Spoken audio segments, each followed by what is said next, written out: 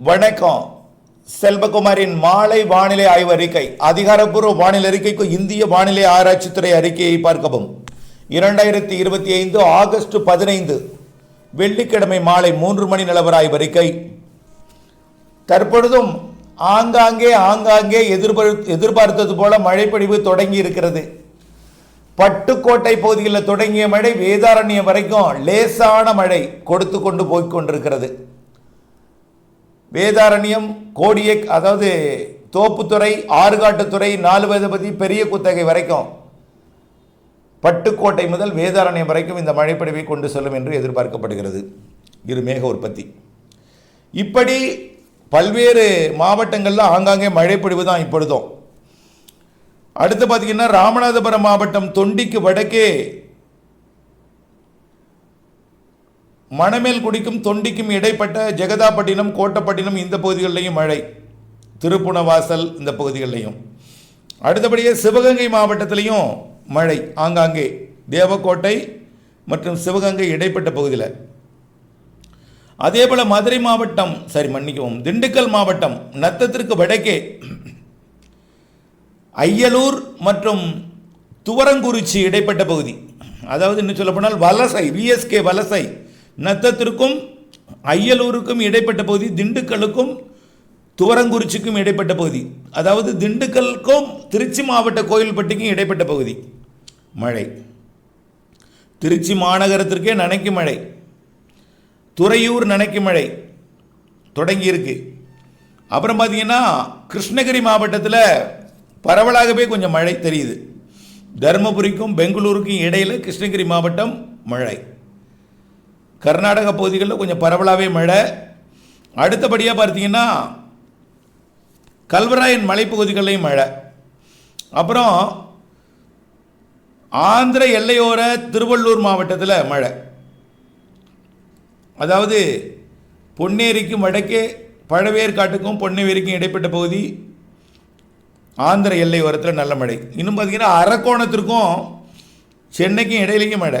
காஞ்சிபுரம் மாவட்டத்தில் ஸ்ரீபெரும்புதூர், பூந்தமல்லி, ஆவடி, திருவள்ளூர் மாவட்டத்திலையும் மழை தான். மழை ஆங்காங்கே. நேற்றைக்கு பார்த்தீங்கன்னா நாம் பாருங்கள், சரியாக எதிர்பார்த்துருந்தோம் அதே போல் மழை. நேற்றைக்கு சின்னக்கல்லாறில் 5 சென்டிமீட்டர் மழை. திருவள்ளூர் மாவட்டம் ஊத்துக்கோட்டை சொல்லியிருந்தோம், அங்கேயே 5 சென்டிமீட்டர் மழை. திருநெல்வேலி மாவட்டம் நாலுமுக்கு, கோயம்புத்தூர் மாவட்டம் சோலையாறு, கோயம்புத்தூர் மாவட்டம் வால்பாறை பிஏபி மற்றும் நீலகிரி மாவட்டம் அவலாஞ்சி 4 சென்டிமீட்டர். திருநெல்வேலி மாவட்டம் ஊத்து, கோயம்புத்தூர் மாவட்டம் வால்பாறை தாலுகா அலுவலகம், கோயம்புத்தூர் மாவட்டம் உப்பாசி, கோயம்புத்தூர் மாவட்டம் சிங்கோனா, கன்னியாகுமரி மாவட்டம் பேச்சிப்பாறை, திருநெல்வேலி மாவட்டம் காக்காச்சி, கோயம்புத்தூர் மாவட்டம் வால்பாறை பிடிஓ, ஈரோடு மாவட்டம் அம்மாப்பேட்டை இதெல்லாம் 3 சென்டிமீட்டர் மழை. நீலகிரி மாவட்டம் நடுவட்டம், தென்காசி மாவட்டம் அடவி நாயனார் அணை, கன்னியாகுமரி மாவட்டம் பாலமூர், சேலம் மாவட்டம் ஏற்காடு, நீலகிரி மாவட்டம் வின்ஸ்வர்த் எஸ்டேட், தேனி மாவட்டம் பெரியாறு, கன்னியாகுமரி மாவட்டம் குழித்துறை, கோயம்புத்தூர் மாவட்டம் சிறுவாணி அடிவாரம், மேலும் நீலகிரி மாவட்டம் மேல் பவானி, கன்னியாகுமரி மாவட்டம் பேச்சிப்பாறை, சேலம் மாவட்டம் டேனிஷ்பேட்டை, திருநெல்வேலி மாவட்டம் மாஞ்சோலை, கோயம்புத்தூர் மாவட்டம் ஆனைமலை தாலுகா அலுவலகம், கன்னியாகுமரி மாவட்டம் மாம்பழத்துறையாறு, கன்னியாகுமரி மாவட்டம் ஆனைக்கிடங்கு, கிருஷ்ணகிரி மாவட்டம் பையூர், சேலம் மாவட்டம் எடப்பாடி, கன்னியாகுமரி மாவட்டம் சுரலக்கோடு, நீலகிரி மாவட்டம் பந்தலூர், மேலும் திருவள்ளூர் மாவட்டம் பூண்டி இதெல்லாம் 2 சென்டிமீட்டர். புதுக்கோட்டை மாவட்டம் ஆய்க்குடி, புதுக்கோட்டை மாவட்டம் அன்னவாசல், கன்னியாகுமரி மாவட்டம் திருப்பரப்பு, மேலும் தேனி மாவட்டம் தேக்கடி இதெல்லாம் மழை. நிறைய இடங்களில் 1 சென்டிமீட்டர் மழை பொழிவே இருக்கிறது. இந்த நிலையில் அதிகபட்சமாக நேற்றைக்கு தென் மாவட்டங்களில் கொஞ்சம் அதிக வெப்பம் இருக்குன்னு சொன்னோமா. மதுரையில் நேற்றைக்கு 38.5 டிகிரி செல்சியஸ் வெப்பம் பதிவாகிருக்கு. 100 டிகிரி கொஞ்சம் சொல்லியிருந்தோம். தென் மாவட்டங்கள் தூத்துக்குடி, திருநெல்வேலி, விருதுநகர் மாவட்டத்தில் பதிவாகலான்னா மதுரை விமான நிலையத்தில் 38 டிகிரி பதிவாகிருக்கு. குறைந்தபட்ச வெப்பநிலை கரூர் பரமத்தி, வழக்கமாக குறைந்தபட்ச வெப்பநிலை கரூர் பரமத்தி தான் பதிவாகிருக்கு. அடுத்தபடியாக இன்றைய மழை வாய்ப்பிலிருந்து வரக்கூடிய நாட்கள் மழை எப்படி இருக்குன்னு பார்ப்போம். இன்றைக்கு தமிழ்நாட்டில் பெரும்பாலான மாவட்டங்களில் மாலையில் ஆங்காங்கே மழை இருக்கும். அது இல்லாமல் தென்மேற்கு பருவமழை இன்னைக்கு கொஞ்சம் வலுத்து இருக்குதுங்க. காரணம் என்னென்னா, இன்னைக்கு கடக்கும் என்று எதிர்பார்த்து கொண்டிருந்த காற்று சுழற்சி தாழ்வு பகுதி இன்னும் கடக்கவே இல்லை. இன்னும் கரையை ஒட்டி கடலில் பாதி கரையில் பாதி மிக மெல்ல நகருது. அதனால் தென் மாநிலங்கள் முழுவதுமே மழை. இதில் தமிழ்நாட்டிலேருந்தும் கொஞ்சம் குறைவான மழை. தென் மாநிலங்கள் முழுவதும், அதில் மகாராஷ்டிராவெல்லாம் மத்திய பிரதேசம்லாம் இடி பிளந்து கட்டுகிறது. இடி, கடும் இடி மின்னல் மழை பொழிவு. அதாவது ஒடிசா, சத்தீஸ்கர், ஆந்திர பிரதேசம், தெலுங்கானாவில் கூட எதிர்பார்த்த மழை இல்லைங்க. தெலுங்கானாவிற்கு வடக்கு தான் அதிக மழை. மத்திய பிரதேசம், மகாராஷ்டிராவெல்லாம் கடலோரம் மும்பை வரைக்குமே, மகாராஷ்டிராவோட கடலோரம் வரைக்கும் மழை. இதில் தென்மேற்கு பருவமழை மகாராஷ்டிராவிலிருந்து கன்னியாகுமரி வரைக்கும் கொஞ்சம் தீவிரமாக இருக்குது.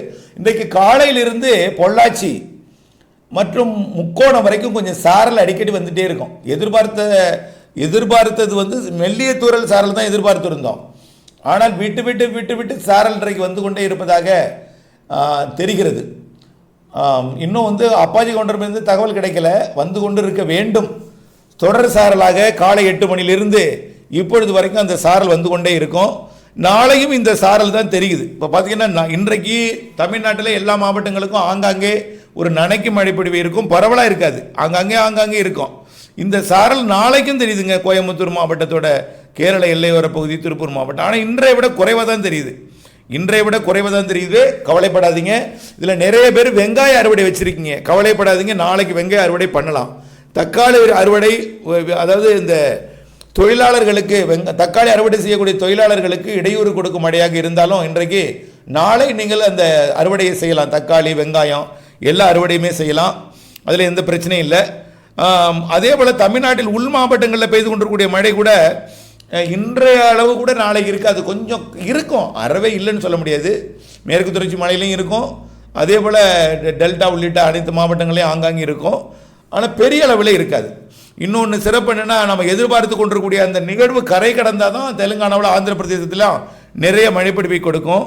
அது நாளை தான் கரை கடக்கும் போல் தெரிகிறது. ரொம்ப மெல்ல கிடக்குது.